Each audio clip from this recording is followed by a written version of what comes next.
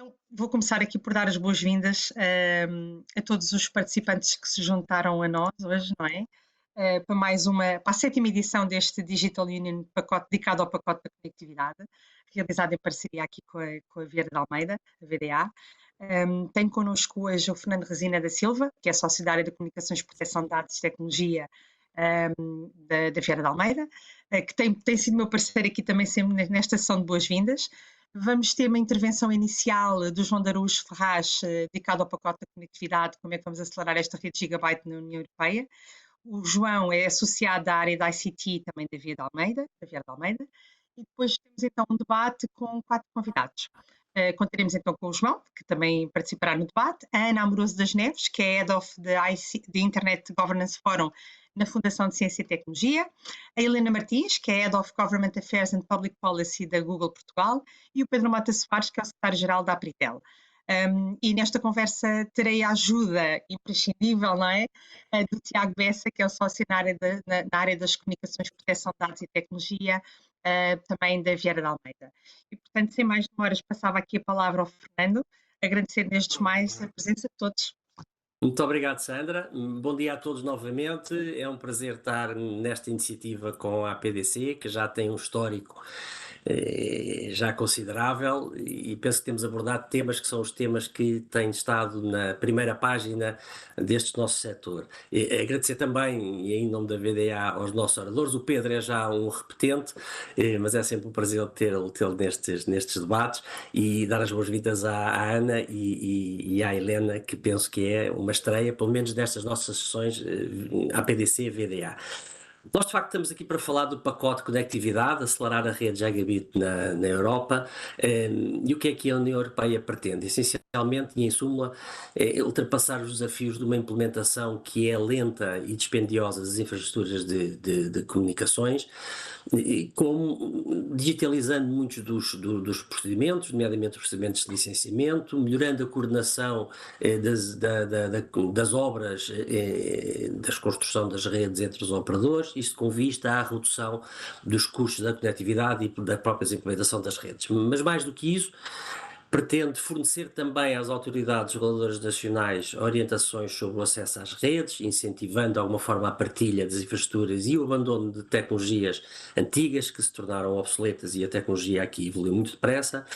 Mas também perceber o futuro da conectividade e dos avanços tecnológicos das infraestruturas, e este é um ponto importante.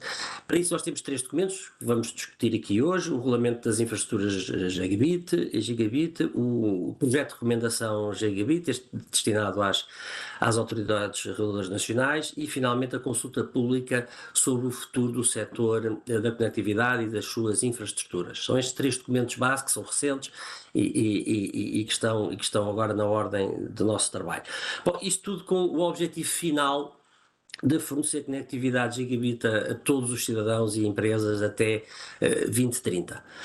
E não obstante este pacote ser recente, já começam a surgir críticas, e eu espero que este debate possa ajudar, enfim, a esclarecer não só as vantagens deste pacote, mas também aquilo em que ele não conseguirá eventualmente atingir o que são os seus objetivos. E eu selecionei aqui 4 críticas que não têm que ser minhas, mas que são críticas que já correm entre os operadores. Em primeiro lugar, uma crítica de respeito a que, em vez de criar incentivos para a partilha, o regulamento vem forçar a partilha, e essa não é uma boa metodologia no entendimento destes críticos. Deveria ser, de facto, deviam ser criados mecanismos de incentivo e não de forçar a partilha das infraestruturas. Por outro lado, uma segunda crítica: aqui o regulamento atua como regulação ex ante, quando o setor das comunicações eletrónicas deve ser governado por normas de concorrência ex post, e a própria Comissão tem defendido isso, e portanto há aqui alguma contradição entre aquilo que tem sido a prática, ou que se pretende ser a prática, e que o regulamento agora vem prever. Uma terceira crítica é de que exclui as infraestruturas nacionais críticas, e apesar de não ser muito claro o que são as infraestruturas nacionais críticas, é entendido como isto são as infraestruturas existentes, e que, portanto, os incumbentes estariam a salvo de muitas obrigações, e que o regulamento se aplicaria essencialmente aos novos operadores. E, finalmente, para atingir estes objetivos ambiciosos de 2030, vão ser necessários muitos investimentos e a questão é de saber quem é que os vai pagar. São os operadores de comunicações, são as Big Tech, os fornecedores de conteúdo e de aplicações, são os utilizadores finais. Enfim, selecionei estas 4 críticas que me parecem um pouco emblemáticas daquilo que hoje em dia se discute e espero que a discussão que nós vamos ter neste painel também ajude a lançar aqui alguma luz sobre estes temas. E por isso não demoro mais, muito obrigado a todos e eu peço ao João, não é, João? É isso. Olha, mas eu esqueci-me de dizer há bocadinho uma coisa, João, desculpa interromper-te, que é, os nossos convidados podem ir colocando questões, estejam à vontade, porque depois eu e o Tiago já somos dois justamente para podermos estar atentos àquilo que são os Q&A que são colocados, porque assim há sempre algum de nós está a deitar um molhinho. Aos participantes, em vez de colocarem no chat, por favor, pedia-vos que colocassem as questões na funcionalidade Q&A, ou perguntas e respostas, depende da versão portuguesa ou inglesa, e nós tentaremos também endereçar esses temas ao longo da conversa. Portanto, João, agora o palco é teu. Obrigado pelo convite mais uma vez e cumprimento também todos os panelistas e todos os que estão aqui a assistir. O Fernando já fez aqui um resumo muito bom do pacote. De facto, há aqui um objetivo da União Europeia em continuar a investir e continuar a estar na vanguarda das infraestruturas aqui do setor das telecomunicações e, portanto, o que se pretende é que haja uma continuidade nesse investimento e, para isso, está aqui em cima da mesa esta proposta, este pacote de conectividade, cujo objetivo é, lá está, acelerar a rede gigabit na Europa. Só antes de passar aqui para os 3 documentos que compõem o pacote, queria dar só uma primeira nota. Este pacote de conectividade não surge do nada, surge aqui inserido num programa mais amplo, que é o programa Década Digital 2030. Tem aqui essencialmente 4 pilares: o pilar das skills, o pilar do government, o pilar do business e o pilar da infrastructure. Este pacote de conectividade insere-se neste último pilar, no infrastructure. Se virem aqui no slide à direita, o primeiro ponto é o Gigabit Connectivity for Everyone, High Speed Mobile Coverage, at least 5G everywhere. E, portanto, este é o grande objetivo que a União Europeia colocou neste pilar das infraestruturas, e este pacote de conectividade surge precisamente para dar ou para fazer cumprir este objetivo. A União Europeia, dou só mais esta nota inicial, a União Europeia tem e vai estar atenta aos desenvolvimentos. Os documentos que estão aqui em cima da mesa são ainda propostas e projetos e, portanto, não sabemos se as versões finais serão exatamente iguais ou não. Em todo o caso, está previsto que a União continue a acompanhar o tema e que de 2 em 2 ou 3 em 3 anos faça uma análise global sobre a forma como os desenvolvimentos têm vindo a ocorrer, sobre a forma como o regulamento está a ser aplicado, se for aprovado, e sobre um acompanhamento mais próximo da forma como os Estados-membros vão atuar neste âmbito. Como o Fernando também referiu, e passando agora aqui um bocadinho para o pacote em si, há 3 documentos que estão aqui em cima da mesa e que fazem parte do pacote de conectividade. O primeiro é uma proposta de regulamento de infraestrutura gigabit, que é um regulamento que visa estabelecer regras para permitir uma implantação mais rápida, mais barata e mais eficaz das redes gigabit em toda a União Europeia. Depois já falaremos um bocadinho com mais detalhe sobre esta proposta. O segundo documento é o projeto de recomendação Gigabit, que é dirigido às autoridades reguladoras nacionais e que fornece um conjunto de orientações sobre as condições de acesso às redes dos operadores com PMS. E, portanto, este projeto de recomendação dirigido às autoridades reguladoras estabelece critérios para uma atuação relativamente aos operadores que sejam determinados como tendo PMS e, portanto, existe sempre uma análise de mercado prévia. Também falaremos um bocadinho deste projeto de recomendação à frente. E, por último, temos aqui uma consulta pública que foi lançada no início deste ano sobre o futuro do setor da conectividade e das suas infraestruturas. Aqui não há ainda não conhecemos ainda um resultado palpável em termos legislativo que considere os resultados da consulta pública. Portanto, Nós não sabemos ainda o que é que virá depois desta consulta pública, se a Comissão vai, enfim, lançar uma nova recomendação, se vai haver uma nova proposta de diretiva, de que forma é que os resultados da consulta terão reflexo em termos legislativos, mas o que sabemos é como é que o mercado olha para o futuro da conectividade e das infraestruturas na União Europeia, e isso é naturalmente essencial para a definição das políticas que venham a ser implementadas neste âmbito. Os três documentos, como se percebe, relacionam-se entre si. A consulta pública, visando auscultar o mercado, fornece pistas sobre como é que os diversos players olham para o futuro.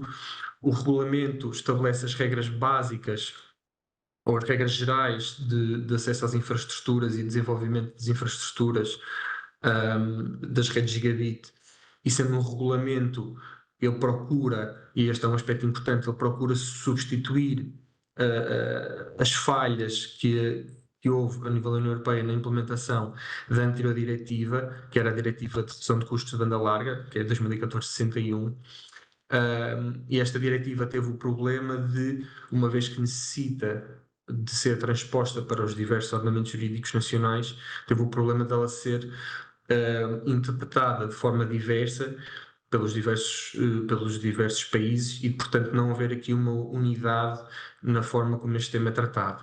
Com a aprovação do regulamento, esta questão deixa de se verificar, uma vez que o regulamento é de aplicação geral em todos os Estados-membros e, portanto, aquilo que constar do regulamento irá ser aplicado em todos os países e, portanto, garante-se aqui uma unidade. Já a recomendação, como referido, sendo dirigida às autoridades reguladoras nacionais, espera-se que todas elas tenham aqui uma interpretação mais ou menos conjunta e consistente sobre a forma como se devem aplicar as obrigações aos operadores com um poder de mercado significativo e, portanto, os três documentos em conjunto tendem a, enfim, contribuir para o objetivo final de implementação das redes. Passando aqui um bocadinho agora para cada um dos documentos, enfim, o objetivo também não é dar-vos aqui um detalhe ínfimo e as minudências de cada um dos documentos, mas há aqui um conjunto de aspectos que de facto parecem ser relevantes e é sobre esses que vamos falar um bocadinho. Começando aqui pelo regulamento. O regulamento, como referido, o grande objetivo é uniformizar as regras para acesso às infraestruturas e para a implementação de redes de comunicações eletrónicas de alta velocidade e, nesse sentido, uniformizar as regras que existam a este respeito. Há um aspecto muito relevante que é necessário dar conta, que é a circunstância da diretiva anterior ter sido aplicada e interpretada de forma diversa nos Estados-membros implicou uma diferença de tratamento em que países a incorporaram no ordenamento jurídico nacional de uma forma mais exigente e outros de uma forma menos exigente. Portugal, porém, desde a aprovação do Decreto-Lei 123 de 2009 e depois com as alterações a que foi sendo sujeita, nomeadamente em 2017, para a incorporação da diretiva, o nosso Decreto-Lei 123 de 2009 sempre esteve na vanguarda do acesso, sempre teve regras muito exigentes que forçavam ou incentivavam altamente a partilha de infraestruturas e o acesso a infraestruturas e, portanto, na verdade, este regulamento, podendo ser muito exigente para alguns países que vão agora ter de implementar e de aprovar nova legislação e de mudar de forma relativamente drástica os seus parâmetros nacionais, em Portugal não se espera que as alterações sejam muitas e que sejam de enorme relevo. Há aqui alguns aspectos que de facto são relevantes e que vamos falar aqui brevemente e depois também no debate poderemos ir um bocadinho mais além. Mas de facto em Portugal não se espera que haja aqui uma alteração do panorama. Portanto, em Portugal já existe uma regra geral da obrigação de acesso a infraestruturas, portanto, as entidades que sejam sujeitas ao Decreto-Lei 123 de 2009, que são aquelas que têm infraestruturas aptas ao alojamento de redes de comunicações eletrónicas, já devem, salvo um ou outro caso mais contado, dar acesso a essas infraestruturas para a implementação de redes de comunicações eletrónicas e, portanto, isso vai se manter. Em todo o caso, que alterações é que podemos esperar aqui e que aspectos mais relevantes é que decorrem do regulamento? Em primeiro lugar, aqui, na atualização do escopo, há uma passagem da implementação de redes de alta velocidade de 30 megas para as chamadas Very High Capacity Networks, que têm um débito mínimo de 100 megas. Portanto, isto é normal com a evolução tecnológica, as redes com débito mínimo de 30 megas já não fazem sentido e, portanto, há aqui um objetivo de aumentar para um débito mínimo de 100 megas. Há também aqui um aspecto muito importante, que era uma discussão que havia sobre saber se as chamadas Tower Codes estavam ou não sujeitas ou abrangidas pelo anterior diploma, ou pela anterior diretiva, melhor dizendo. Este regulamento, de forma clara, diz que sim, e, portanto, acabam as dúvidas sobre se as Tower Codes estão ou não abrangidas pelo diploma e estavam ou não obrigadas a dar acesso, e agora torna-se claro que sim. Há também aqui um aspecto relevante, que é um tratamento diferenciado quanto ao acesso, consoante as infraestruturas façam ou não parte de uma rede.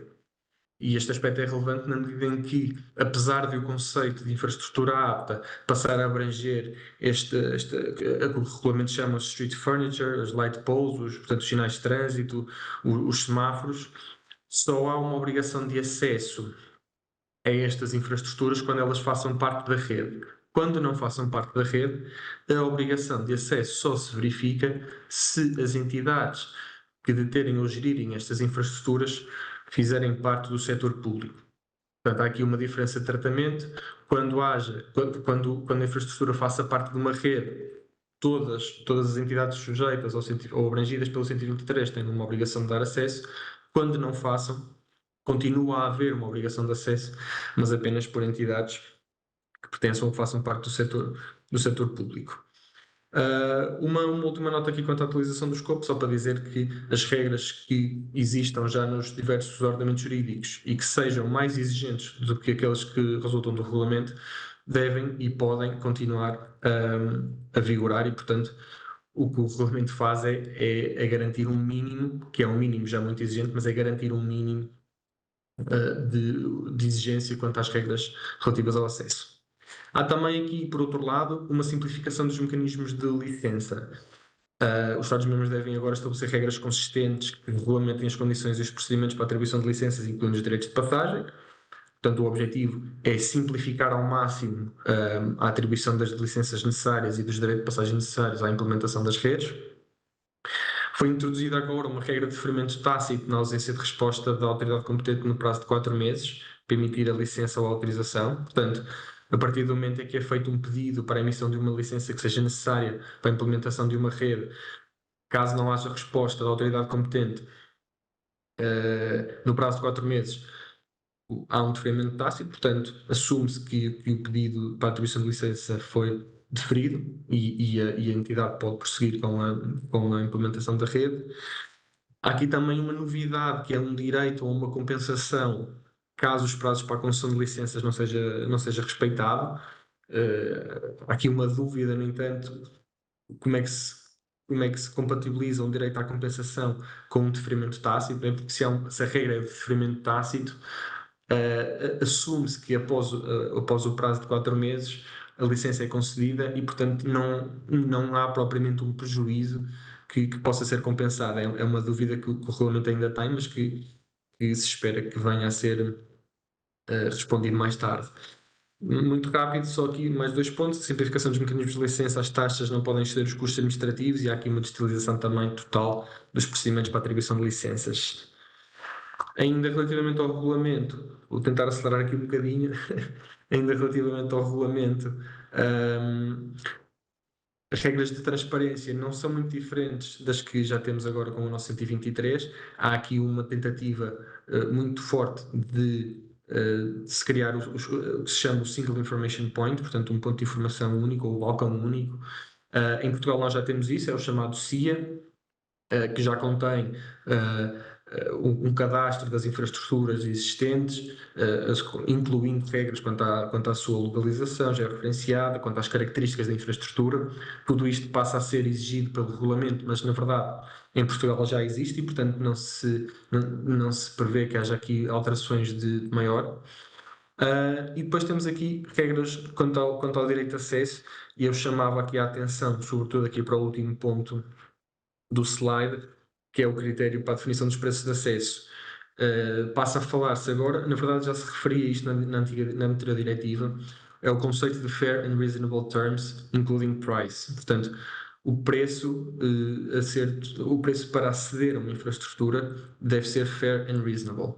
Isto já estava na anterior diretiva, mas a verdade é que o legislador português optou por aplicar o critério de orientação dos preços para os custos. Na medida em que anteriormente tínhamos uma diretiva e, portanto, havia aqui uma margem de manobra, digamos assim, do legislador português para fazer alterações na sua transposição para o direito nacional, é provável agora que, sendo o regulamento um regulamento europeu, que a regra para a definição dos preços se altere e que passe a incluir aqui um conjunto de critérios que estão aqui referidos neste último slide do artigo. Portanto, uma recuperação dos custos incorridos, um assessment do impacto do business plan do operador e o perfil de risco da infraestrutura, o retorno do investimento e na concorrência downstream. Vamos ver depois como é que isto tem reflexo na prática. Por fim, aqui quanto ao regulamento, muito rápido, continuam os operadores a ter direito a associarem-se à construção e ampliação de infraestruturas aptas nos termos gerais que já conhecemos, do 123. As regras relativas aos civil works passam a ser genericamente aplicáveis a todos os operadores, independentemente de terem ou não poder de mercado significativo. E isto é muito relevante porque o Código Europeu das Comunicações Eletrónicas, que foi agora transposto no ano passado para a legislação portuguesa, através da nova Lei das Comunicações Eletrónicas, a Lei 16 de 2022, prevê regras específicas para o acesso às infraestruturas civis, aos civil works, para os operadores com poder de mercado significativo, mas depois dá a possibilidade aos reguladores de alargarem estas obrigações aos outros operadores que não tenham poder de mercado significativo, e o que este regulamento faz, no fundo, é ir nesta segunda linha e, portanto, atribuir a todos esta obrigação. Por fim, aqui quanto ao regulamento, todos os edifícios que sejam sujeitos a alterações estruturais, produtos de renovações, bem como os novos edifícios, devem ser Fiber Ready, portanto devem estar aptos à instalação de fibra, e foi aqui criada o chamado Fiber Ready Label, portanto aqui uma espécie de um carimbo de Fiber Ready que todos os edifícios novos ou altamente renovados passam a ter. Passando aqui para o segundo documento, temos aqui a recomendação. A recomendação, como eu referi, é dirigida aos reguladores nacionais e tem aqui um conjunto, sobretudo, de 5 pontos que devem ser tidos em conta pelo regulador. Eu não vou detalhar muito cada um deles, mas eles dizem respeito ao cumprimento, por um lado, ao cumprimento do princípio da não discriminação.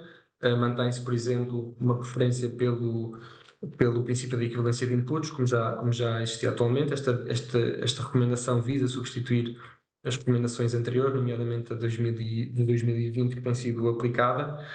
No início deste ano, a Anacom já lançou uma análise de mercados para a determinação para a análise do mercado e posterior determinação de operadores com poder de mercado significativo, e portanto veremos quando é que esta recomendação é aprovada e se vai ou não ter já um impacto nesta análise de mercados. Temos depois também, muito rapidamente, regras ou orientações relativas ao acesso a ativos de engenharia civil ao operador com PMS. É um tema que está em cima da mesa e que tem vindo a ganhar importância já desde a aprovação do Código. Há aqui uma regra geral de não imposição de preços regulados de acesso grossista às Very High Capacity Networks e a adoção do modelo do Economic Replicability Testing, abordagens consistentes às obrigações de controle de preços e também regras relativas à migração para estas novas redes e para o comissionamento das redes de cobre. Enfim, sem perder muito tempo aqui nesta recomendação, de facto, o seu âmbito de aplicação é um bocadinho mais restrito, e portanto passaríamos aqui já para a consulta pública, é porque já estou aqui a queimar o meu tempo. Só para dizer muito rapidamente em relação à consulta, enfim, o objetivo foi, como eu disse inicialmente, foi aqui fazer uma auscultação do mercado, ver como é que os diferentes players olham para os temas do futuro. Há aqui alguns aspectos convergentes que eu chamava a atenção. Todos os intervenientes que foram, houve mais de 400, quase 450 respostas ou pronúncias, todos eles, ou a grande maioria, concordam em que há aqui uma necessidade de inovação e de um investimento eficiente em novas infraestruturas, que deve haver o aproveitamento do mercado único para impulsionar a inovação e investimento, nomeadamente através da simplificação e da harmonização da regulamentação e da legislação aplicável na União Europeia, por exemplo, quanto ao espectro. A gestão de espectro foi um aspecto que foi falado, a importância de haver aqui regras genéricas e aplicáveis de forma harmonizada em toda a União. E foi também falado do tema da segurança das redes, com o aumento das tensões geopolíticas, a necessidade de garantir que as redes e que as infraestruturas são seguras e que são capazes de assegurar ou de sobreviver, digamos assim, a estas novas tensões. A consulta focou sobretudo 4 pontos: a evolução tecnológica do mercado e o impacto nas futuras redes e nos modelos comerciais, o fairness para os consumidores, as barreiras ao mercado único e o tema já muito discutido da fair contribution, que também depois acho que falaremos aqui um bocadinho a seguir. Muito rapidamente, só um ponto para cada um destes aspectos. Em relação à evolução tecnológica, foi mais ou menos aceito que a Network Virtualization será a tecnologia com maior impacto no setor, mas em todo o caso o desenvolvimento tecnológico e o investimento em tecnologias foi tido como um aspecto absolutamente essencial. Relativamente ao fairness para os consumidores, há aqui opiniões divergentes sobre a eficácia das obrigações do serviço universal e como é que o serviço universal pode vir a ser implementado e aplicado nos anos que se aproximam. Em todo o caso, acho que é mais ou menos aceito hoje em dia que o escopo do serviço universal é já bem diferente do que era há 10 ou há 20 anos atrás. Hoje em dia, pelo menos em Portugal, o objetivo base do Serviço Universal foi um bocadinho ultrapassado pela chamada tarifa social da internet, que hoje cumpre aqui uma função de regulação social mais relevante do que o Serviço Universal. Relativamente às barreiras do mercado único, foi aquilo que falei há bocadinho. Portanto, há aqui uma necessidade de haver uma regulamentação mais uniforme e mais harmonizada na União Europeia. E depois aqui o tema do Fair Contribution. Enfim, há aqui um conjunto de desafios e de considerações. Por um lado, os operadores consideram que há uma necessidade de investimento em infraestruturas e em redes que não devem ser eles próprios, ou pelo menos só eles, a sustentar, na medida em que hoje em dia são aqui as big tech companies que utilizam uma grande parte da rede e da banda larga disponível. Por outro lado, há aqui algumas preocupações com os temas de neutralidade da rede, de saber que modelo é que poderia ser aceito para a partilha de custos, quem é que deveria pagar. Portanto, um tema que também já foi aqui falado no início pelo Fernando, e portanto o debate vai continuar. Em todo o caso, deixava só aqui uma nota que na Declaration of Digital Rights and Principles for the Digital Decade, que foi aprovada no final do ano passado, o capítulo 2.c parece falar aqui de uma forma mais ou menos clara sobre a necessidade de make a fair and proportionate contribution to the cost of public goods, services and infrastructures. E, portanto, todos os atores do mercado terão de fazer aqui uma contribuição justa e proporcional. Resta saber de que forma, e quanto a isso não temos ainda resposta. Estes são os potenciais efeitos do pacote, já foram falados: o aumento do investimento, a melhoria da concorrência e a melhoria das competências digitais. E quanto à sua implementação, não sabemos ainda quando é que os documentos serão aprovados. Portanto, como eu disse, quer o regulamento, quer a recomendação são ainda propostas e projetos, respectivamente, e, portanto, não temos ainda ideia. É mais provável que o projeto de recomendação seja aprovado primeiro, porque não está sujeito a tantas fases de discussão e de aprovação interna na União Europeia. Portanto, é provável que o projeto de recomendação seja ainda aprovado inicialmente. Quanto ao projeto de regulamento, ele está ainda numa fase inicial, está aqui ainda na parte da esquerda deste timeline. Não sabemos, talvez para o ano já tenhamos um regulamento aprovado. Quanto aos resultados da consulta pública, veremos de que forma é que eles serão aproveitados pela União, e enfim, como é que se desenvolverá no futuro. E agora já pedindo desculpa por me ter Não faz mal, João. Obrigado a todos pela vossa atenção e alguma dúvida estou disponível naturalmente. Obrigado. Sim.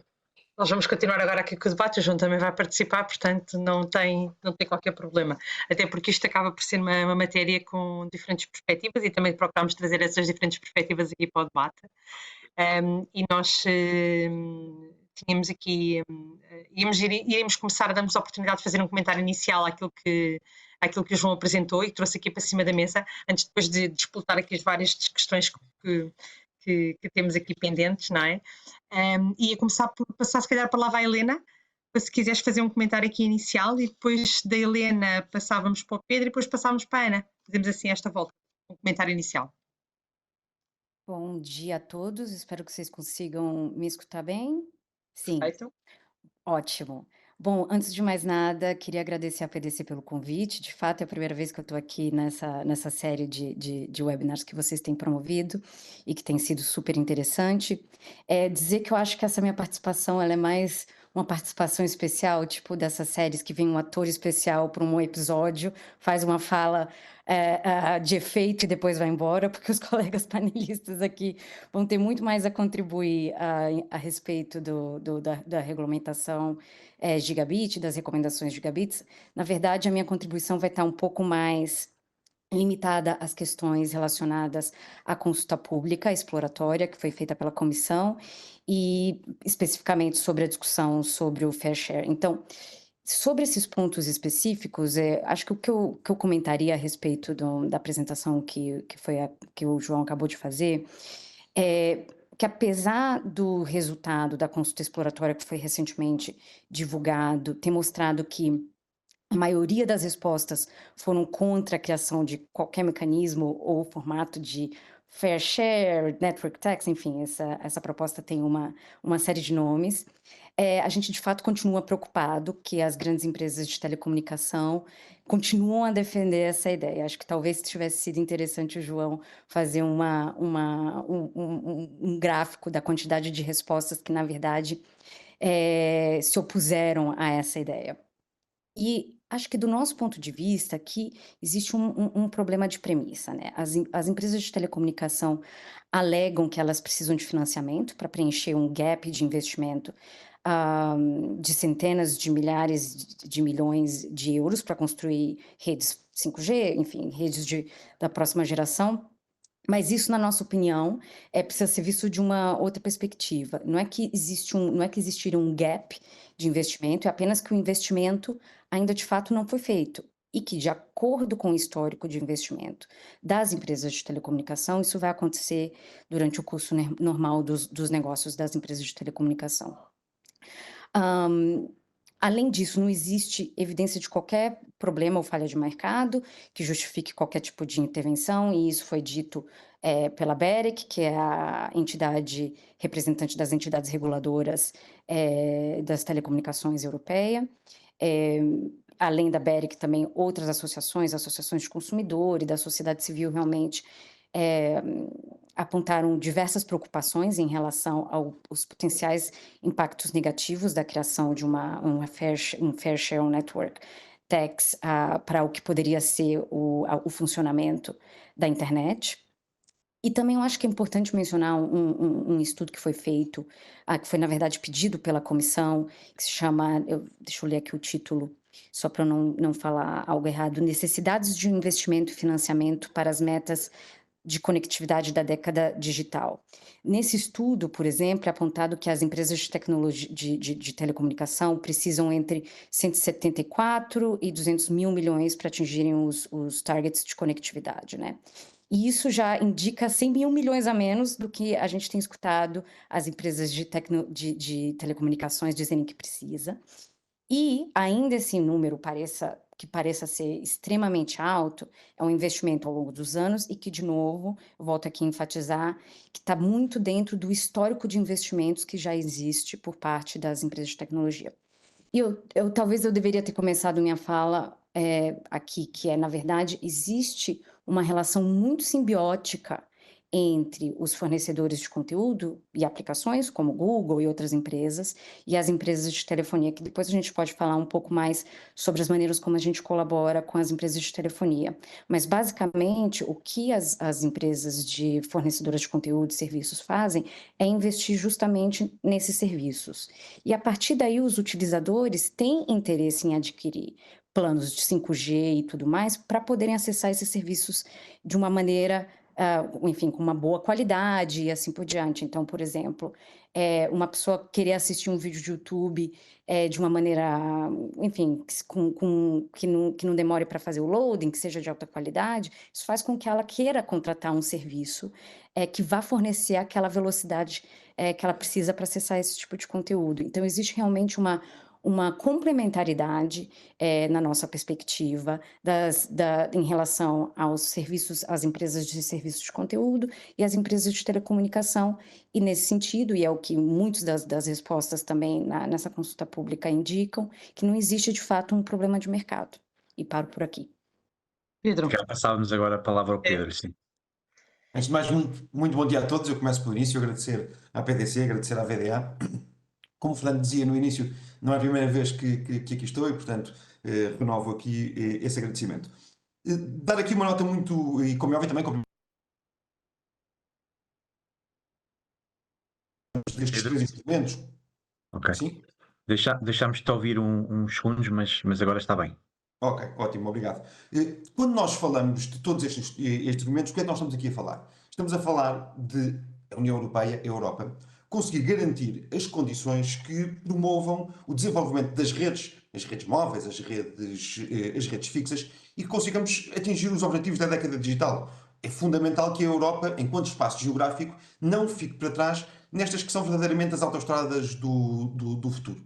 E isto implica um esforço de investimento, que é um esforço de investimento muito elevado. Eu já não falo do investimento que já está feito hoje ao longo de toda a União Europeia. Estou a falar, por exemplo, só em matéria de 5G, uma previsão de investimento de 300 mil milhões de euros, 300 bis, como diriam os nossos amigos americanos. E, nesse sentido, nós temos de conseguir criar todas as condições para que este investimento seja real, porque isso vai mudar a forma como nós vivemos, trabalhamos, nos relacionamos e, acima de tudo, garante que a Europa continue a ser um espaço geográfico destacado no planeta. E por isso mesmo há aqui um conjunto de matérias. Eu ia começar, se me permitirem, aqui pela matéria da revisão do regulamento do acesso às infraestruturas, que normalmente se chama o GIA. Como já alguém disse, penso que o João disse isso, Portugal tem um diploma, que é o Decreto-Lei 123 de 2009, que foi francamente avançado na altura e, aliás, até serviu mesmo de inspiração ao nível europeu para aquela diretiva que ainda hoje está em vigor, que é a diretiva relativamente à redução dos custos na implementação de redes de banda larga. Portugal foi pioneiro nesse mesmo sentido, muito elogiado ao nível europeu, e o que nós agora dizemos é uma coisa muito simples. Esta revisão da diretiva e o regulamento, que é o GIA, que a vai substituir, não pode significar um retrocesso face ao que nós já hoje temos aqui em Portugal. E eu acho que há dois exemplos muito claros em que o regulamento fixa condições que atacam o vanguardismo que Portugal tem nesta matéria e o vanguardismo do setor. Dando-vos estes dois exemplos, o primeiro exemplo é muito simples e que o João também já de alguma forma falou, que se prende com o seguinte: o regulamento não fixa uma obrigação de fixação de preços para o acesso às infraestruturas aptas que sejam orientadas para os custos. Esta é a realidade hoje em Portugal e isto, não foi só isso, certamente, mas este Decreto-Lei 123 de 2009 permitiu que Portugal hoje tenha redes de alta velocidade que cobrem mais de 94% do país. Portanto, nós estamos a falar, quando olhamos aqui para as métricas europeias, Portugal é um dos campeões na capacidade que teve de estabelecer, de lançar estas mesmas redes. Ora, a partir do momento em que o regulamento não fixa esta orientação dos preços para os custos, mas fala de uma matéria que é custos justos e razoáveis, isso significaria um retrocesso que, no nosso entendimento, não é aceitável. Significaria que Portugal ficaria pior face ao que hoje tem. Depois uma segunda nota também que me parece bastante relevante, que tem a ver com, vou chamar burocracias. O regulamento, como o João há pouco dizia, fixa um prazo máximo de 4 meses para, se não existe um deferimento tácito. Nós em Portugal já temos regras que são preferíveis, que são melhores do que essas. Por exemplo, nós temos o acesso a infraestruturas tem de ser realizado no prazo de 20 dias e depois também a isenção de licenciamento. Nós só precisamos de autorização quando estamos a falar da construção de infraestruturas aptas e mesmo essa autorização tem de vir a um prazo de 30 dias e, portanto, passar para 4 meses significaria também um retrocesso e, portanto, acima de tudo, quando eu olho aqui para a revisão da diretiva do Broadband Cost Reduction, o que nós dizemos é que isto não pode atacar o vanguardismo que Portugal teve nesta matéria. É verdade que nós precisamos de rever o Decreto-Lei 123, ainda há um conjunto de matérias no Decreto-Lei 123 que deviam ser revistas e muito rapidamente para nos permitirem, de facto, continuar a fazer todos os investimentos que são necessários para continuar a dotar Portugal de uma rede de infraestruturas que é do melhor que existe ao nível europeu e ao nível mundial. Depois uma segunda nota também sobre a consulta e olhando aqui um bocadinho para o futuro e um bocadinho também sobre o que a Helena falou. Quando nós hoje olhamos para a utilização das redes por parte de todos nós, de todos os consumidores, percebemos que ao nível europeu e em Portugal os números são muito semelhantes, 6 OTTs, 6 over-the-tops, grandes gigantes tecnológicos, que como é óbvio nós saudamos, utilizam cerca de 56% das redes. Portanto, 56% das redes estão neste momento ocupadas por os 6 maiores OTTs. Isso, como é óbvio, faz um enorme esforço em cima das redes.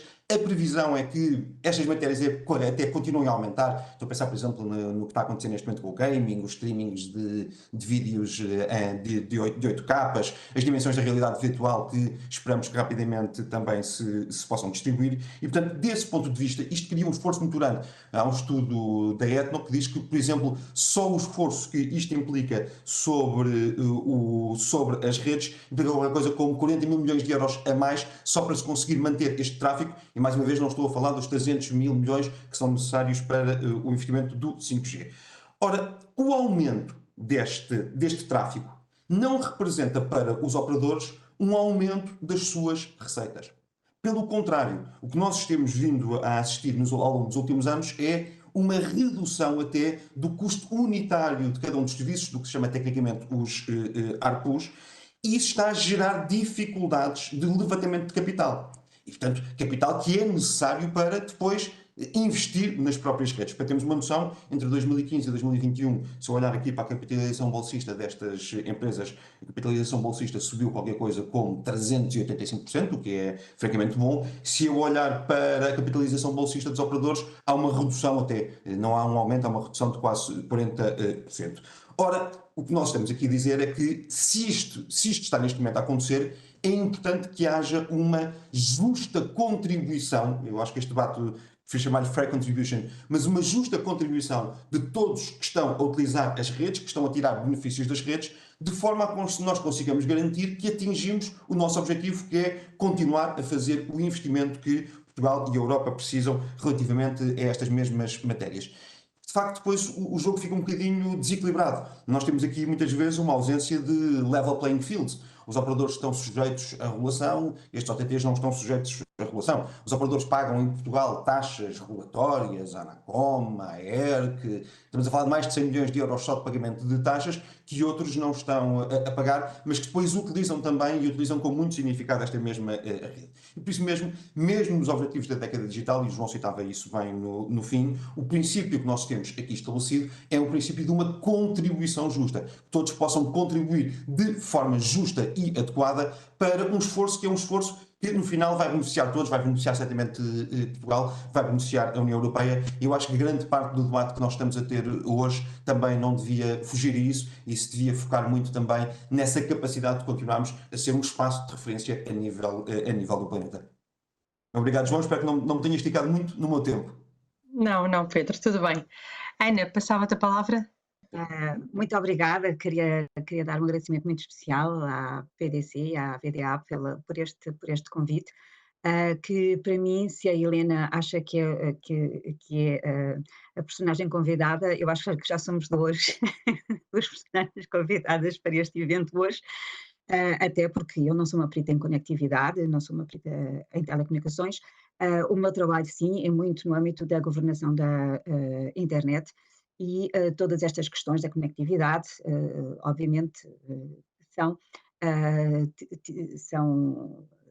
muito discutidas e profundas em todas as outras discussões, ainda mais quando agora estamos em 23 a começar um período muito curioso em termos mundiais na governação da internet, quer devido ao ISIS Plus 20, e passo a explicar o que é, World Summit on Information Society, mais 20 anos, que é no âmbito dessa grande Cimeira Mundial que decorreu entre 2013 e 2005, que nós temos a governação da internet tal como a conhecemos hoje em dia, e que estamos neste momento a discutir como é que ela vai prosseguir agora que passaram 20 anos. E, ao mesmo tempo, o secretário-geral das Nações Unidas lançou em 2022 o Global Digital Compact, que tem também a conectividade, a par de uma série de outros 7 temas fundamentais para a progressão na internet, no desenvolvimento das tecnologias de informação e comunicação baseadas na internet, e depois como é que o mundo está a desenvolver-se à volta de todas estas preocupações mundiais e destes pactos e destas governações da internet a nível mundial, às quais a Europa tenta dar as suas respostas e apesar de criar junto de países como os Estados Unidos, não há dúvida que acaba por ser a Europa muito acusada de bloquear a inovação, por estar sempre a criar legislação, etc. Pronto, é o que tenta equilibrar um bocado o mercado complicado que nós temos a nível mundial, que é totalmente dominado pelas big tech americanas, e que estão a contribuir para um aumento do tráfego na internet brutal, de uma forma brutal, devido aos grandes, por serem grandes fornecedores de conteúdos. Pronto, eu estou a falar de Netflix, de Google, do Meta, com o Facebook, Microsoft, Amazon, e portanto estas grandes empresas são empresas que dominam completamente o mercado mundial, e depois têm tantos dados e também a evolução da internet cada vez mais imersiva, e se obriga a uma utilização de dados brutal, e que os providers, não é? Portanto, os fornecedores de telecomunicações, têm alguns problemas em acompanhar essa necessidade tão grande de termos cada vez acesso a mais dados,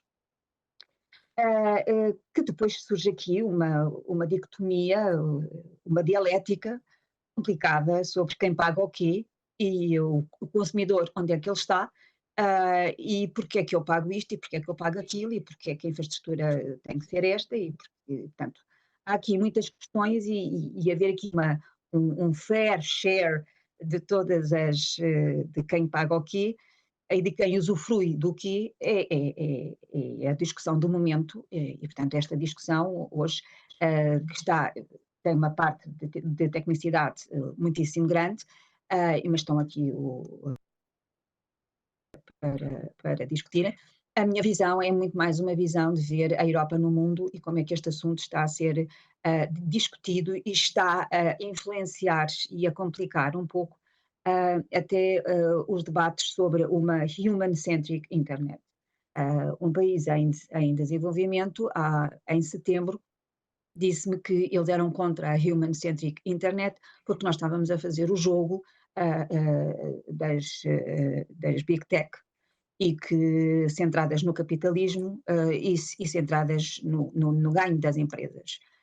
E eu lá ia dizendo, bom, mas sabe que eu sou europeia, portanto nós somos essencialmente sociais-democratas, de uma forma ou de outra nós temos grandes preocupações sociais, ao mesmo tempo que temos grandes preocupações também com a competitividade e com o crescimento económico, etc.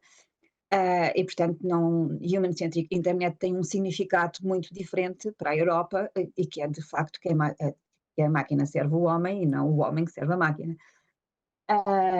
Mas, de facto, este tema das Big Techs está a trazer imensa confusão e imensa poluição para estes vários temas. E a conectividade é um assunto que nestes fora internacionais é completamente chave, porque estamos a falar mesmo a nível de Portugal e dependendo do provedor de serviços de internet que nós tivermos, temos melhor ou pior acesso no interior do país ou na parte mais a leste do país. Portanto, temos grandes dificuldades de acesso e se eu estou a fazer este comentário em relação a Portugal, o que é que não é nos países em desenvolvimento e nos países africanos, e quando estamos a falar de tecnologias com base em internet imersivas, estamos a falar de realidades que enfim, esquecem um pouco o resto do mundo e que há imenso a fazer ainda na conectividade. Estes são os meus comentários iniciais no âmbito deste debate de uma nova proposta de regulamento por parte da Comissão Europeia, que da minha experiência europeia normalmente costuma durar 2 anos a sua negociação. Muito obrigada. Obrigada.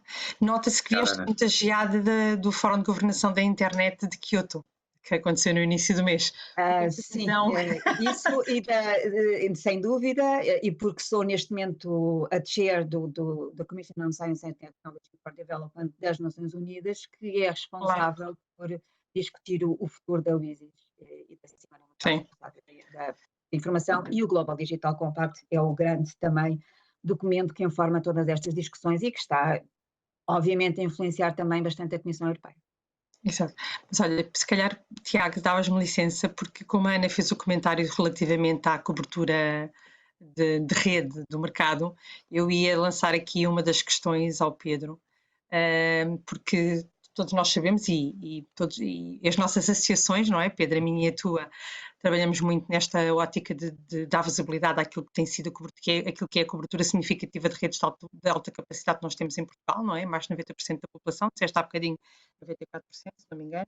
Aliás, eu quando preciso de dados peço sempre ao Pedro, trabalhamos muito aqui em conjunto, e portanto eu se calhar ia pedir que desse aqui a opinião, no entender da Apritel, quais é que são as razões que se encontram para este desenvolvimento e o que é que falta para atingir a tal cobertura mais próxima de 100% ambicionada pela União Europeia. Muito obrigado, Sandra, e dizendo que de facto trabalhamos muitas vezes aqui em conjunto, mas os dados que nós utilizamos nem são dados da Apritel, são dados públicos. Sim. Superior a 94% é um dado da Anacom. E de facto Portugal historicamente sempre comparou bem, porque houve um enorme investimento por parte dos operadores na infraestrutura e uma infraestrutura de elevadíssima capacidade. E portanto nós vemos isso quando nós olhamos para a Europa, se eu tirar ali os outliers, por exemplo Malta, porque é um país muito pequenino, Portugal está mesmo lá em cima. Quando nós chegamos a um alemão e dizemos que 94% do país têm redes de fibra, têm redes de alta velocidade, custa-lhes muito a acreditar, porque eles têm muito menos do que nós e muitas vezes infraestruturas mais antigas, ainda muitas redes com cobre, por exemplo. Isto implicou, como é óbvio, uma enorme capacidade de investimento por parte dos operadores, mas eu tenho de reconhecer que o quadro legal, o Decreto-Lei 123 ajudou, ainda que seja preciso fazer revisões pontuais dentro do Decreto-Lei 123/2009, nomeadamente para garantirmos que a aplicação da lei é igual em todo o país, que um município não entende de uma forma e outro município não entende de outra forma, que muitas vezes casos concretos que nós temos, dificuldades concretas que nós temos, quando precisamos fazer uma intervenção, é preciso destacar um polícia e o polícia muitas vezes demora muito tempo para poder chegar lá, uma semana, 15 dias, 3 semanas, portanto, há matérias como estas que são pontuais e que o legislador português podia resolver e devia fazê-lo rapidamente. E, portanto, isto significou, como eu dizia há pouco, para chegarmos a este número, uma enorme capacidade de investimento, mas todos nós reconhecemos que para termos uma cobertura total do país, ainda há aqui um conjunto de zonas brancas e essas zonas brancas que hoje provavelmente existem são zonas brancas onde não há um interesse comercial direto, em que não há uma rentabilidade para este mesmo investimento. Ora, se isso acontece, o que faz sentido é que, percebendo o Estado português e o Governo que quer ter a cobertura a 100% como um objetivo, haver investimento público, poder haver aqui investimento público quer nacional, quer comunitário, para se cobrirem essas mesmas zonas brancas. É um processo que nós sabemos que ainda que esteja atrasado, já está neste momento a decorrer. É um processo em que certamente os operadores estarão também, mais uma vez, responderão positivamente a estes mesmos desafios, mas temos de perceber efetivamente que essa é hoje uma das nossas grandes, é um dos grandes desafios que o setor também tem, que é fazer essa mesma cobertura, e portanto eu espero que rapidamente o concurso, que também penso que tem aqui algumas dificuldades do ponto de vista europeu, possa avançar para haver essa cobertura das chamadas zonas brancas. Agora, de qualquer forma, os operadores continuam a fazer os seus investimentos, são investimentos muito elevados e, sobretudo, o que nós dizemos é que Portugal não pode recuar na infraestrutura legal que hoje já tem. Nós não podemos ficar, depois deste pacote de conectividade, piores do que aquilo que hoje já temos, nomeadamente com esta dimensão e com esta questão que é garantir que a utilização das infraestruturas aptas que têm um custo, que esse custo seja orientado para o preço e não para outras dimensões, porque isso, como é óbvio, tornaria mais difícil continuarmos a fazer aqui o deployment de redes em Portugal. Obrigado, Pedro. Sandra, se me permites agora, se calhar só voltava aqui à Ana, antes de passar depois à Helena, só por uma razão, tentando pegar aqui naquilo que foi dito. Fiquei interessado, estive a ler alguma documentação sobre o Internet Governance Forum, que decorreu agora em Kyoto no início de outubro.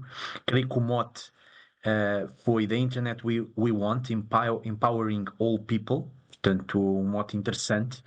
E as mensagens que neste momento creio que até estão em consulta pública tinham, pelo menos das minhas notas, 2 tópicos que creio que casam muito bem com o tema. Primeiro era o Avoiding Internet Fragmentation, e portanto como é que a internet pode ser governada do ponto de vista mundial e como é que dessa forma poderemos empoderar todas as pessoas. E depois também tinha um outro tópico interessante que era o Digital Divide and Inclusion, particularmente o Meaningful Connectivity. E, portanto, perguntava-lhe, enfim, dentro destas mensagens que foram discutidas agora muito recentemente, como é que isso casa com o pacote Digital Decade da Comissão Europeia e estas metas muito ambiciosas para 2030, já foi aqui tocado pelo Pedro e pela Helena e também pela Ana, que requerem muito investimento. De outra forma não será possível atingir essas metas, mas como é que podemos introduzir este tema que a Ana falava do human-centric no desenvolvimento da conectividade? Não sei se pode partilhar connosco algumas das principais mensagens aqui deste fórum da internet agora muito recente. Sim, portanto, esse fórum já acontece desde 2006, é um dos resultados da Cimeira Mundial sobre a Sociedade da Informação. Portanto, como eu disse há pouco, realizou-se em 2013 e 2005, em 2013 ao nível de chefes de Estado. Na altura foi o presidente Sampaio que nos representou, e depois, em 2005, foi ao nível dos ministros responsáveis por estas matérias, e em 2005 quem nos representou foi José Mariano Gago, que era na altura Ministro da Ciência e Tecnologia e que tinha a responsabilidade de coordenação desta área da Sociedade da Informação. Portanto, em 2003 saiu o Plano de Ação de Genebra e os princípios. Aí, em 2005, saiu a Agenda de Tunis, que constituiu este Internet Governance Forum, que decorre anualmente desde 2006, e que, num ambiente totalmente multi-stakeholder, o que significa que junta o setor privado, o setor público, obviamente, a comunidade técnica, a comunidade académica, e depois a sociedade civil. Neste debate é interessantíssimo porque se vão debatendo os vários temas que ditam a agenda mundial anualmente, e é extremamente bem preparado durante o ano, e depois chegamos ao Internet Governance Forum, que é uma semana, temos uma série de sessões, este ano muito dedicadas à inteligência artificial. Aliás, foram demasiado dedicadas à inteligência artificial, porque às tantas está-se sempre a discutir a mesma coisa e as questões éticas, e portanto não se sai dali, mas outra questão que esteve sempre a pairar em cima do IGF foi, de facto, a questão do Global Digital Compact, que é uma iniciativa do secretário-geral das Nações Unidas e que é prosseguido pelo seu tech envoy, que é o Amandeep Gill, um embaixador de origem indiana, e que tem levado a cabo uma agenda que não se percebe muito bem, mas que tem a conectividade como um dos pontos-chave. Durante o IGF, a conectividade foi também muito discutida, porque tem as suas várias vertentes. Portanto, não é só a ligação e quem paga e quanto tem de banda larga, mas é também questões depois que vêm com as competências e a maneira como se pode aceder e como é que se pode aceder. Porque depois temos muitos conteúdos, temos uma maneira de estar na net totalmente diferente hoje em dia, em 2023, do que tínhamos em 2016, por exemplo, quando tivemos o primeiro regulamento de acesso aberto da internet na UE, e hoje em dia o serviço universal continuam a ser princípios que têm que ser salvaguardados, mas numa realidade muito diferente. É uma realidade em que a internet faz parte da nossa vida a todos os momentos. E faz parte da nossa vida em todos os momentos e de forma muito, com grande gasto de dados, ou com grande utilização de dados, conforme estamos de um lado ou do outro. E a forma de tornar essa conectividade acessível tem a ver com o tipo de devices, agora não me está a ver o nome em português, disparado, que utilizamos e que temos também acesso, e depois o tipo de conectividade que temos. Essas mensagens do IGF são mensagens que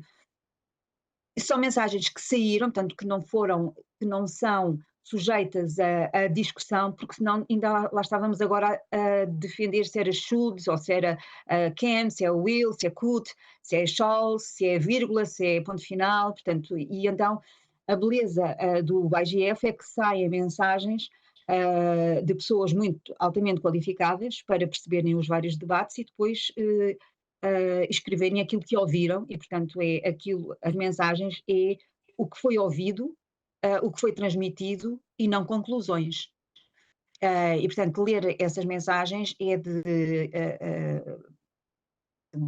máxima importância, que é para percepcionar onde é que o debate está a nível mundial, e também, e depois a Comissão Europeia faz parte muito ativa no IGF e vai sempre estando muito atenta aos vários movimentos e sabe que tem que estar um bocadinho no meio entre os consumidores e as grandes empresas e tem que fazer o seu papel de mostrar que a Europa tem responsabilidades com a parte social, etc., e que depois acaba por ser prosseguida, apesar de todas as críticas, acaba por ser prosseguida, esta legislação europeia acaba por ser prosseguida as outras regiões no mundo. Certo. Muito obrigado, Ana. Aliás, em relação a esse tópico, deixava a nota que o nosso participante Tiago Martins deixou aqui no Q&A, que é o documento através do qual a União Europeia tem se decidido associar a esta iniciativa do IGF e participar agora na aprovação de um documento em 2024. Portanto, está disponível aqui no chat e creio que também na parte de Q&A. Voltava agora à Helena. Desculpe, Tiago, só para precisar exatamente, Sim. para que seja mais clara esta questão.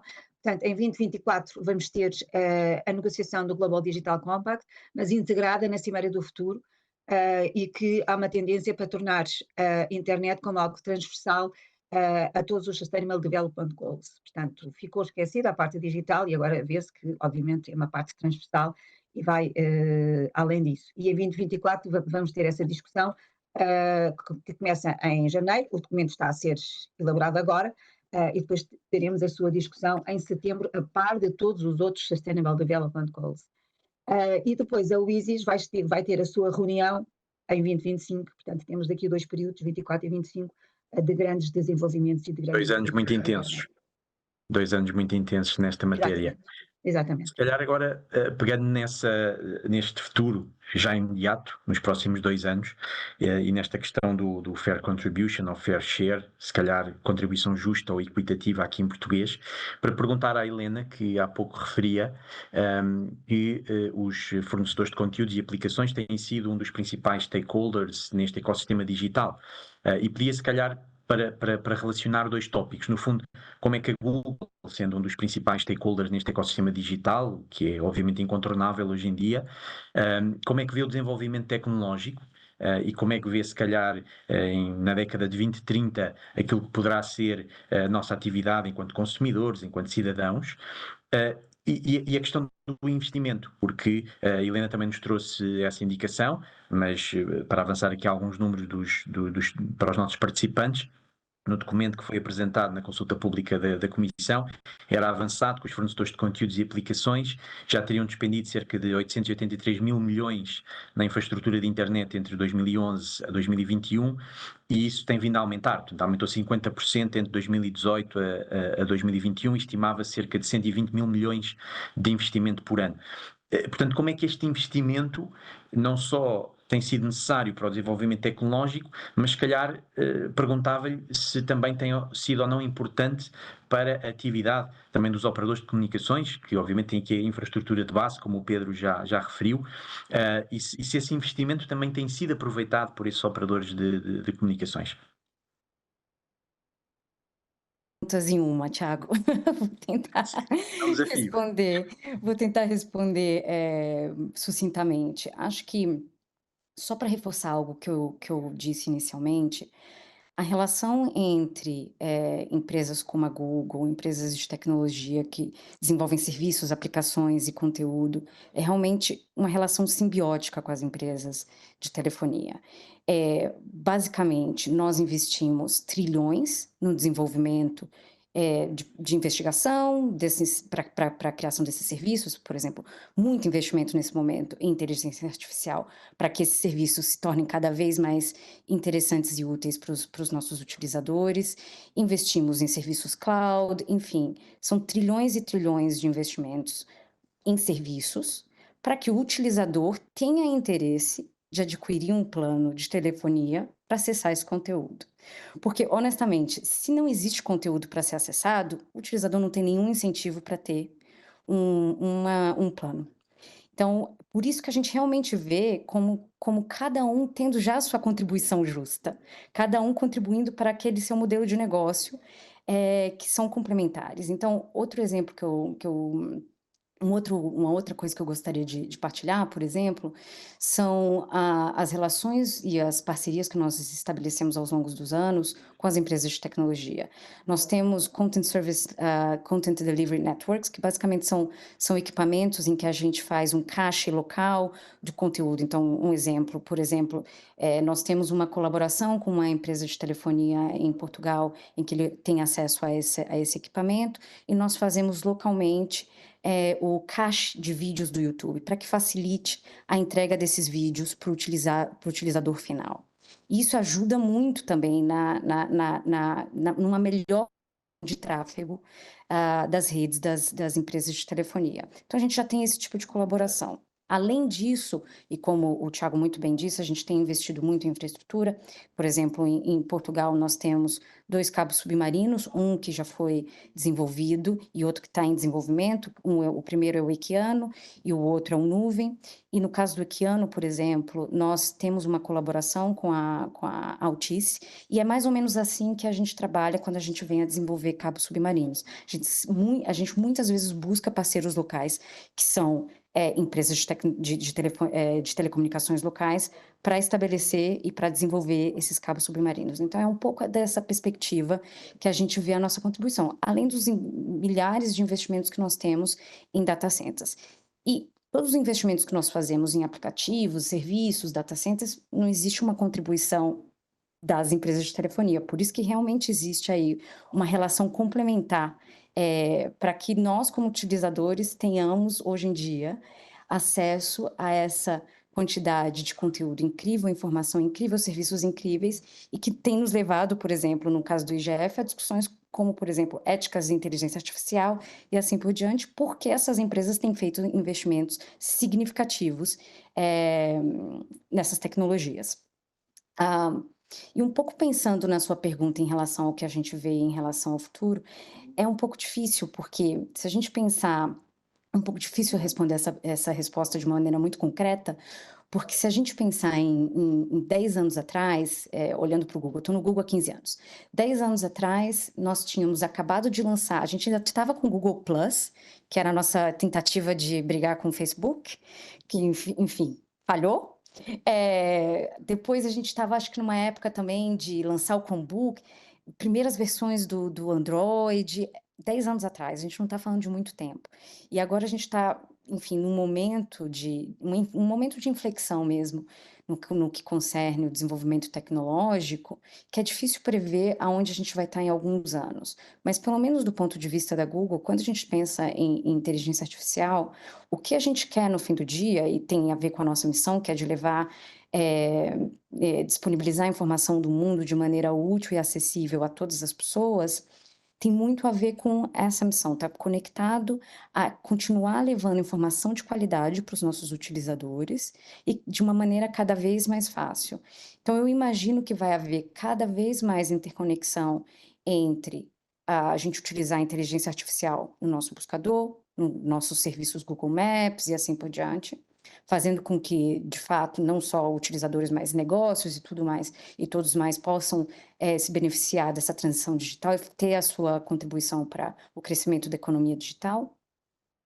E uma conexão maior também com o funcionamento dos devices, né? Se a gente olha também hoje em dia para as capacidades dos telemóveis, realmente, em comparação com 10 anos atrás, existe um desenvolvimento considerável. Eu acho que a inteligência artificial também vai vir muito a contribuir para que a nossa utilização desses tipos de tecnologia se torne cada vez mais simples e integrada ao nosso dia a dia.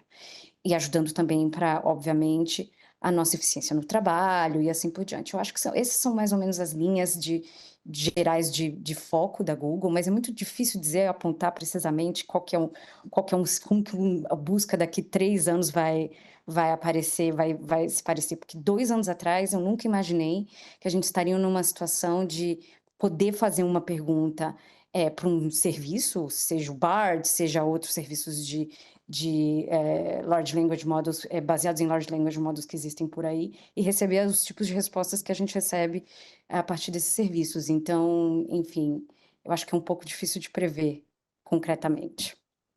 Sim, sem dúvida. Tiago, estava-te aqui nota que já temos aqui algumas questões no Sim, sim, Q&A. sim.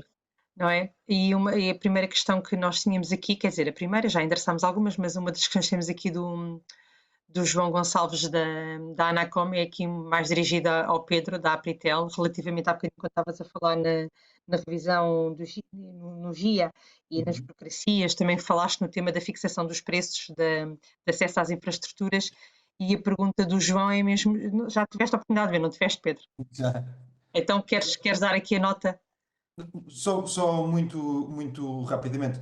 Portugal hoje tem esta regra, e ela é perfeitamente possível nos termos da diretiva, tem esta regra e esta regra tem vindo a funcionar, comprovadamente tem vindo a funcionar. O facto de nós termos os custos de acesso às infraestruturas aptas orientados, os preços de acesso às infraestruturas aptas orientadas para os custos e não para outra matéria qualquer, tem ajudado de facto a fazer aqui este deployment de rede e é um dos fatores que também contribui para que Portugal tenha neste momento tanta rede e uma extensão tão grande.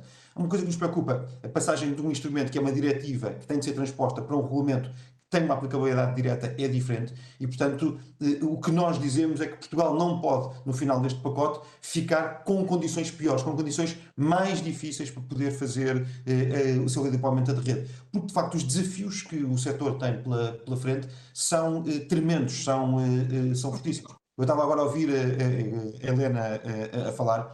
De facto, nós percebemos que o crescimento de tráfego, neste momento, é uma coisa que nós não estávamos habituados, se calhar, há 10 anos atrás. Nós estamos a falar de um tráfego que cresce em média 27% ao ano e quase 80% desse mesmo crescimento tem a ver, por exemplo, hoje com os serviços de streaming, os streamings de vídeo, os streamings de música, portanto, a utilização que cada consumidor faz neste momento das redes cresceu e cresceu brutalmente e isso tem um significado sobre a necessidade de fazer este mesmo investimento. E é por isso que nós temos de encontrar aqui uma posição de equilíbrio, temos de encontrar aqui uma forma em que todos possam contribuir de forma justa, de forma equitativa para o que nós temos aqui pela frente. Porque a dificuldade é de facto real. Os operadores, não só em Portugal, ao nível de toda a Europa, veem os seus preços médios a descer. Eu percebo que hoje qualquer empresa uma Big Tech que está a fazer muitos investimentos vê as suas receitas a subir, quando precisa de levantar capital, vai à bolsa e tem essa capacidade de levantar capital. Isso não está a acontecer do ponto de vista dos operadores a nível europeu e coloca uma grande dificuldade. E, portanto, a nossa preocupação é, sem condições que favoreçam o investimento em todos os níveis, isto vai prejudicar Portugal, vai prejudicar a Europa e a nossa grande preocupação é que nós não ficamos para trás, que não fiquemos piores do que aquilo que hoje temos. O tema da Fair Contribution é mesmo relevante exatamente nesta mesma dimensão. Nós percebemos que o tráfego vai continuar a crescer e é preciso encontrar aqui um ponto de equilíbrio, porque senão quem está a retirar as receitas do investimento que os operadores estão a fazer são outros e isso vai, como é óbvio, criar mais dificuldades para que se façam esses mesmos investimentos e estamos a falar de investimentos com uma enorme dimensão, 300 mil milhões de euros só no 5G é uma coisa que tem muita dimensão. Só para reforçarmos redes, 40 mil milhões de euros para darmos resposta tem uma enorme dimensão e, portanto, o problema é um problema real, não é um problema teórico. Obrigado, Pedro. Só continuando aqui no Decreto-Lei 123, Sandra, há aqui várias considerações do João Gonçalves, da Anacom, todas elas pertinentes. Se calhar fazia aqui uma pergunta só ao João Ferraz, para clarificar um ponto. Já se falou aqui nestes problemas, o Pedro colocou muito bem as duas tónicas na questão do preço e na questão do regime de licenciamento ou do regime de acesso, em que aparentemente esta proposta de regulamento é um retrocesso, gostei bastante da tua expressão, ao vanguardismo e pioneirismo, apetece-me também dizer português. Mas se calhar perguntava-te, João, se o regulamento também acaba por prejudicar o regime aplicável às empresas com poder de mercado significativo ou se na realidade esse regime potencialmente aplicável às empresas com poder de mercado significativo, no caso português a Altice, que tem as suas condutas e postos regulados, se mantém intocado mesmo com a aprovação do regulamento, apenas para benefício aqui dos nossos participantes. Tiago, obrigado. Que é o João Gonçalves da Anacom. Como eu referi na apresentação, o regulamento, o objetivo do regulamento é a criação de regras que sejam aplicadas a todos os operadores e a todas as entidades, na verdade, operadores ou não, que tenham infraestruturas aptas e, portanto, o regulamento tenha uma aplicação que vai para além dos operadores com poder de mercado significativo. As regras que sejam, as obrigações que os reguladores apliquem ou decidam aplicar aos operadores com poder de mercado significativo depois de uma análise de mercados feita ao abrigo das regras que estão agora estabelecidas na nova lei, não tem particular alteração com o regulamento, podem ter com a aprovação da nova recomendação, que é dirigida aos reguladores e que visa precisamente as obrigações dos operadores com poder de mercado significativo. Portanto, o regulamento, não é expectável que o regulamento traga particulares alterações no que respeita às obrigações aplicáveis aos operadores com PMS. Pode acontecer que isso venha a acontecer com a aprovação da recomendação. Obrigado. Tu mantém-se a ideia de haver uma regulação simétrica através do Decreto-Lei 123 ou o Regulamento Gigabit e uma regulação assimétrica para as empresas com PMS. Portanto, essa ideia que está muito presente no enquadramento legal e regulatório continua. Eu tinha aqui mais uma questão sobre o fair share, que gostava de colocar aos participantes, mas há de facto aqui no chat, Sandra, duas Sim. questões que porventura podemos relacionar. Talvez a Helena aqui nos possa ajudar, não é? Uma pergunta do Vítor sobre eventualmente investimentos em data centers com clusters de GPUs, portanto Graphics Processing Units em Portugal, dado que o core dos futuros ecossistemas de inteligência artificial dependem fortemente desses recursos.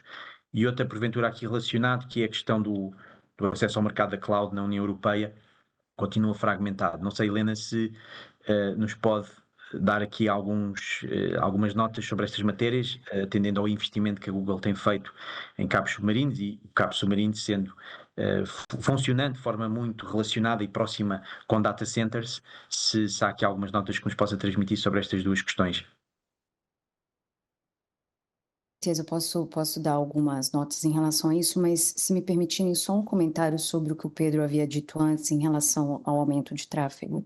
Existe um estudo feito pela Analysys Mason que indica que, na verdade, o aumento significativo de custos para as empresas de telecomunicação acontece na mudança de geração, ou seja, de 4G para 5G e assim por diante, não tanto em relação ao aumento de tráfego, porque também existe uma indicação que o aumento de tráfego, na verdade, não é algo como se diz, por exemplo, os relatórios da Etno não têm aumentado nesse nível, a ponto de ter esse impacto importante nos custos das empresas de telecomunicação.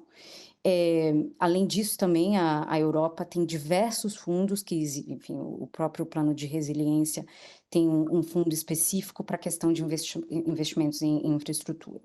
E, de novo, só para voltar, a gente investe em infraestrutura, então, respondendo um pouco a questão em relação a data centers, quando que a gente teria um data center em Portugal, eu realmente gostaria que fosse o quanto antes. É muito difícil prever esse tipo de investimento, porque são N fatores que a gente leva em consideração para decidir se faz sentido criar um data center num determinado local ou não.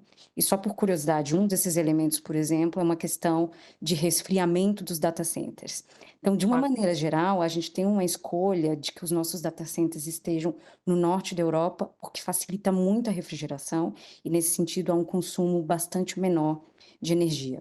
Tem outras questões que são levadas em consideração, por exemplo, se a gente está falando e já conectando aqui com o tema cloud, existe também uma demanda de cloud. E em Portugal, infelizmente, a gente ainda não tem uma alta demanda, e aqui fica a provocação e o incentivo para os negócios e para o governo português também investir mais em cloud, porque isso é chave também para que uma empresa como a Google, isso não é só para a Google, isso é para qualquer empresa que trabalha nessa área, justificar um investimento desse porte.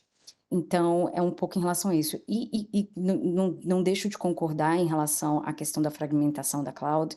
Eu acho que a gente viu nesses últimos anos também muitos desafios para as empresas que operam em cloud, por conta das diversas legislações e decisões das entidades reguladoras europeias e o impacto que isso pode ter para os negócios.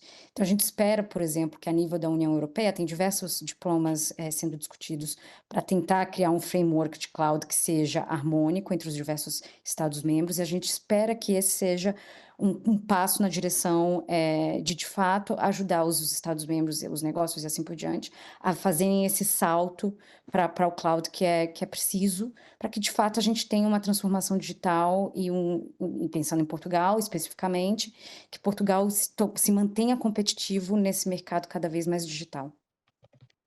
Obrigado, Helena. Eu sei que estamos muito próximo do final, Sandra, mas não resisto aqui a voltar ao tema do Fair Contribution, só para lançar aqui uma provocação, pegando nas palavras da Ana, que há pouco dizia onde é que fica o consumidor no meio desta discussão, não é? E, portanto, olhando para o documento da consulta pública da Comissão, creio que foi inequívoco a não aceitação de um modelo da existência de um fundo que poderiam existir contribuições para esse fundo de forma a, de alguma maneira, depois ajudar nos investimentos necessários para atingir os objetivos da década digital. Penso que isso foi inequívoco, que essa solução seria afastada, mas foi discutido essencialmente duas outras perspectivas. Se o consumidor, que na realidade também é quem procura acesso aos conteúdos e aplicações mais pesados, que geram mais tráfego, se na realidade também o consumidor deve ou não pagar, ou, como o Pedro há pouco referia, se o Estado também não deve intervir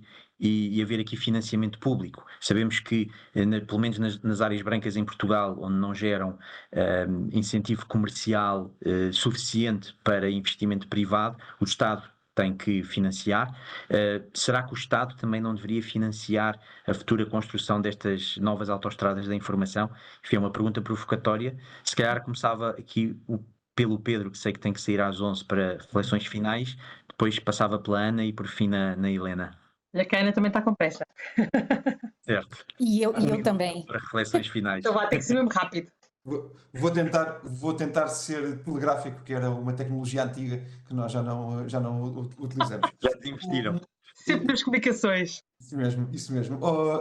Tiago, não quero fugir aqui à tua pergunta, e acho que de facto hoje a grande dificuldade que temos, e eu lia muito recentemente, por exemplo, as declarações do comissário Thierry Breton, que fez um discurso ainda esta semana, e a preocupação que ele tinha era como é que é possível encontrar capital privado para fazer este mesmo investimento. E, portanto, como é óbvio, até aqui o que nós fizemos no grosso das comunicações foram investimentos com capitais privados.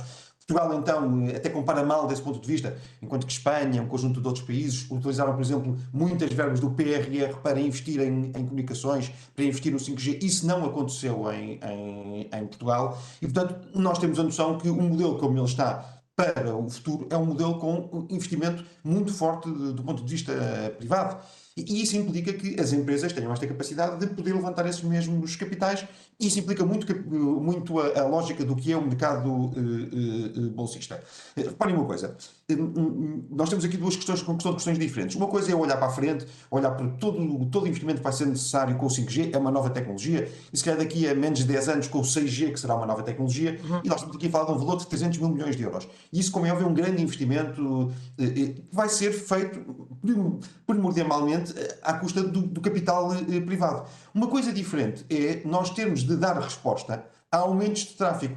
Este estudo que eu citava há pouco, que é um estudo feito pela ETNO, diz-nos que só para dar resposta ao aumento de tráfego, nós precisamos, os operadores europeus precisam de qualquer coisa como 40 mil milhões de euros. E, portanto, o valor é diferente, como é óbvio, do valor total do investimento no 5G, mas continua a ser um valor muito, mas mesmo muito elevado. E até esses investimentos, como é óbvio, colocam dificuldades de levantamento de capital. E é exatamente por isso que, no final do dia, nós teremos de encontrar aqui uma forma de equilibrar aqui um bocadinho os pratos da balança, de ter uma contribuição justa de quem está, de facto, a utilizar estas mesmas redes. E é muito importante nós tenhamos a noção que este debate é um debate que nos toca a todos, porque isto pode afetar a capacidade da Europa de investir em tecnologias que são absolutamente essenciais para o nosso futuro.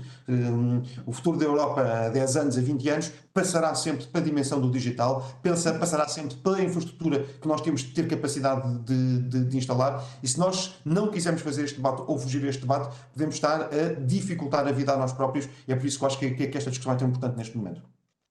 Obrigado, Pedro. Stop. Ana, onde é que fica o consumidor no meio desta reflexão? Não estamos a ouvir, Ana. Talvez esteja sem som.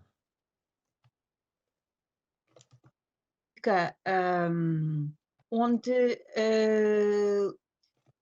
ele não está propriamente, penso eu, à procura de grandes conteúdo, quer dizer, ele não sabe o que é que o mercado lhe pode oferecer. Ele vai recebendo, de alguma forma passiva, as obrigações que tem que cumprir e que tem que utilizar a internet, quer para atividades profissionais, quer para atividades enquanto cidadão e para atividades enquanto consumidor de conteúdos.